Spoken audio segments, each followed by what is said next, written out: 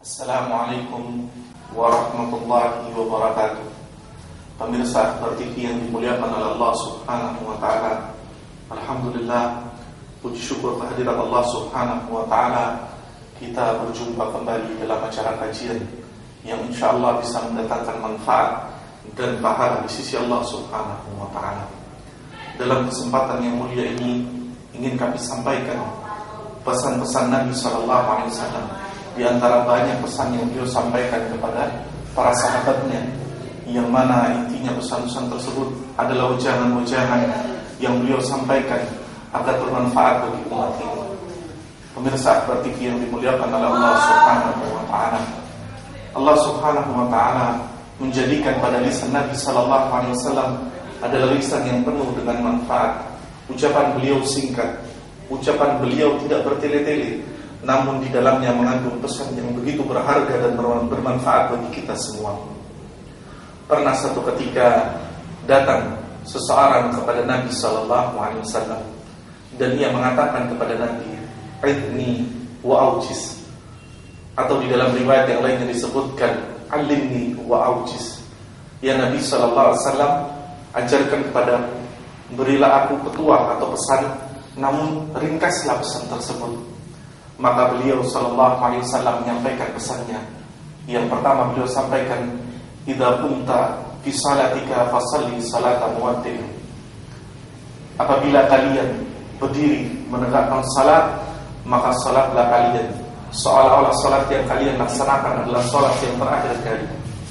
Kemudian beliau menyampaikan yang kedua, "Idza takallam wa la takallam bi kalamin ta'tadiru minhu ghadan." Dan apabila kalian berbicara, maka janganlah kalian mengucapkan satu perkataan yang kalian menyesal di kemudian hari. Dan pesan beliau yang ketiga, wajmil ya'sa mimma fi yadin nas. Dan janganlah kalian bergantung kepada apapun yang ada di tangan-tangan manusia. Hadis ini diriwayatkan oleh Imam Ahmad di dalam musnadnya, demikian pula oleh Imam Ibnu Majah di dalam sunannya. Apabila kita cermati apa yang diajarkan oleh Nabi sallallahu alaihi wasallam kepada seseorang tadi, maka hal ini adalah satu pesan yang singkat dan sederhana.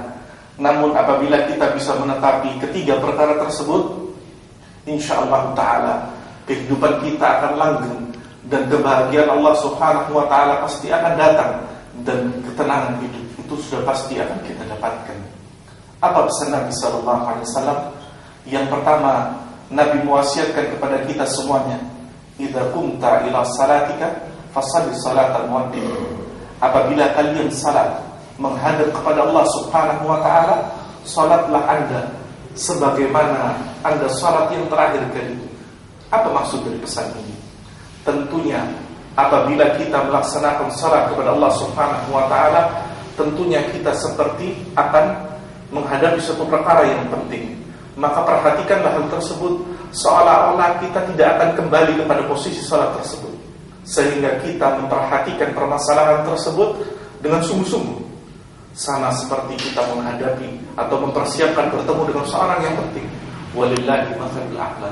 Maka tentunya bagi seorang hamba mempersiapkan berjumpa dengan Rabbnya, dengan Allah Subhanahu wa taala, maka dia harus mempersiapkan yang lebih daripada itu. Maka perhatikanlah masalah salat. Bersungguh-sungguhlah Anda di dalam masalah salat, karena Nabi ketika beliau meninggalkan dunia yang fana ini, di antara pesan beliau, as-salat, as-salat. Perhatikan salat Anda, perhatikan salat Anda. Maka apabila kita ingin mendapatkan kehidupan yang berkah, kenikmatan yang bermanfaat, dan juga akhir yang berbahagia, maka perhatikan masalah salat. Bahkan Nabi sallallahu alaihi wasallam mengingatkan kita yang telah memiliki keturunan, wa'mur auladaka bis-salat. Perintahkan anakmu untuk salat fi sab'in, yang ketika berusia 7 tahun. Wadribuhu fi 'ashrin, artinya pukullah, didiklah dia kalau ketika usia 10 tahun ia tidak mau salat. Maka perhatikanlah permasalahan salat ini, karena sesungguhnya Allah Subhanahu wa taala akan menghisab, akan menghitung amal kita semua, dan itu dimulai dari salat. Apabila salat seseorang itu baik di sisi Allah, maka ia akan baik amal perbuatannya. Dan apabila buruk salatnya, akan buruk seluruh amal perbuatannya. Maka kita lihat saat ini kaum muslimin begitu meremehkan masalah ini, sehingga mereka tidak memperhatikan sama sekali salatnya. Bahkan kita melihat ada yang salatnya compang-camping, ia kerjakan dengan terburu-buru dan tergesa-gesa, seolah-olah ia tertinggal kereta kehidupan ini. Maka perhatikan masalah salat ini, karena itu tidak memakan banyak waktu kita. Perhatikan benar masalah salat ini, sehingga Allah Subhanahu wa ta'ala akan memperhatikan kita semuanya. Yang kedua, wasiat beliau sallallahu alaihi wasallam, wala taqallam bi kalamin ta'tadiru minhu ghadan. Janganlah kalian mengucapkan satu ucapan di lisannya, kemudian ia menyesali ucapan tersebut di kemudian hari. Apa maksud dari wasiat beliau sallallahu alaihi wasallam?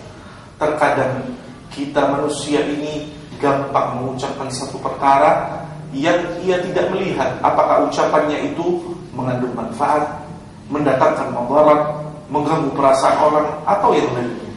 Ia mengucapkan dengan sembrono, ia mengucapkan dengan tanpa berpikir lagi apakah yang diucapkan itu akan mengandung malapetaka baginya atau tidak.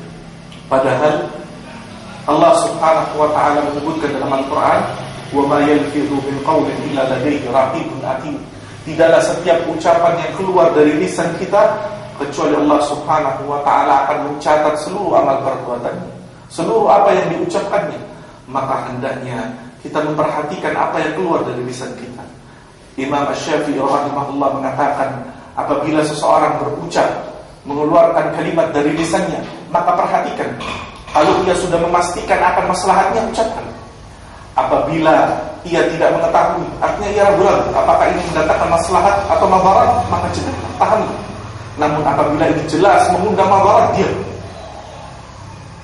Imam Syafi'i rahimahullah yang hidup di masa yang lampau telah memberikan wejangan kepada kita semua, tahan lisan kita apabila mendatangkan madarat dalam ucapan kita. Nabi SAW di dalam hadis yang lainnya beliau menyampaikan, man kana yu'minu billahi wal yawmil akhir falyaqul khaira aw liyasmut. Barang siapa yang beriman kepada Allah dan hari akhir, maka hendaknya ia mengucapkan perkataan yang baik atau tahan lisannya, atau dia diam. Itu jauh lebih baik bagi dia daripada dia berbicara. Maka perhatikanlah permasalahan ini, karena dari lisan seseorang banyak mengundang malapetaka, banyak mengundang perkara, banyak mengundang satu hal yang memadaratkan di dalam kehidupan dunia. Berapa banyak kita lihat di dunia ini, karena ucapan lisan seseorang saling memaki, dengan ucapan lisan seseorang saling tidak bertegur sapa, karena ucapan lisan seseorang saling memukul satu dengan yang lainnya. Dengan ucapan lisan terkadang darah tertumpahkan.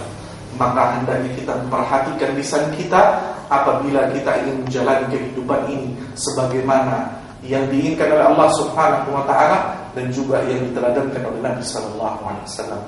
Kemudian yang ketiga, pesan Nabi sallallahu alaihi wasallam, wa ajmi'il ya'sa mimma fi yadi nas. Dan janganlah kalian menggantungkan apa yang ada di tangan manusia. Maksud dari wasiat Nabi sallallahu alaihi wasallam, beliau mengajarkan kepada kita semua untuk hidup qanaah, yaitu merasa legowo, merasa puas terhadap apa yang telah Allah turunkan kepada kita dari nikmat-nikmatnya.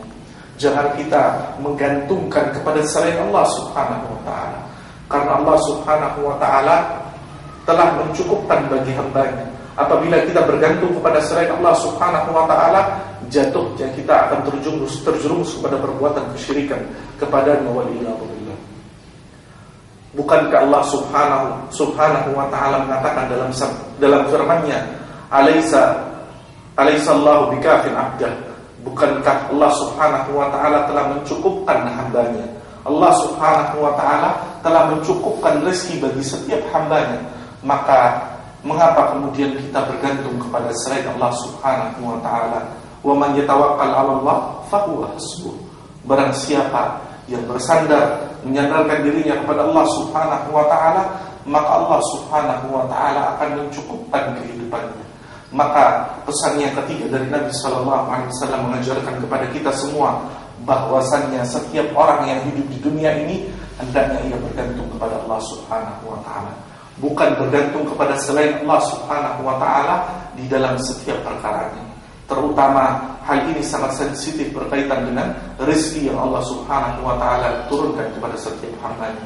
Banyak di antara kita terkadang berpikir bahwasanya yang namanya rezeki Allah Subhanahu wa taala, bahwasanya yang namanya nikmat Allah Subhanahu wa taala itu hanya berupa materi. Sehingga ketika Allah menurunkan sesuatu yang tidak sesuai dengan apa yang kita inginkan, kemudian kita bergantung kepada selain Allah, meminta kepada selain Allah. Sungguh apabila kita berpaling dari Allah Subhanahu wa taala, hendak kemana kita akan meminta, hendak kemana kita akan berharap.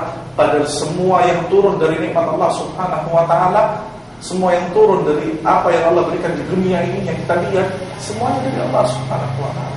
Lalu kemana kita meminta kecuali hanya kepada Allah Subhanahu wa taala. Demikianlah 3 pesan Nabi sallallahu alaihi wasallam kepada seseorang yang datang kepadanya, sebagaimana yang diriwayatkan oleh sahabat yang mulia Abu Ayyub Al-Ansari. Semoga 3 pesan yang singkat ini menjadi manfaat bagi kita semua, yaitu kita memperhatikan masalah salat. Yang kedua, kita memperhatikan lisan kita. Dan yang ketiga, hendaknya kita memiliki sifat qanaah, yaitu merasa legowo dan puas terhadap apa yang Allah berikan kepada kita.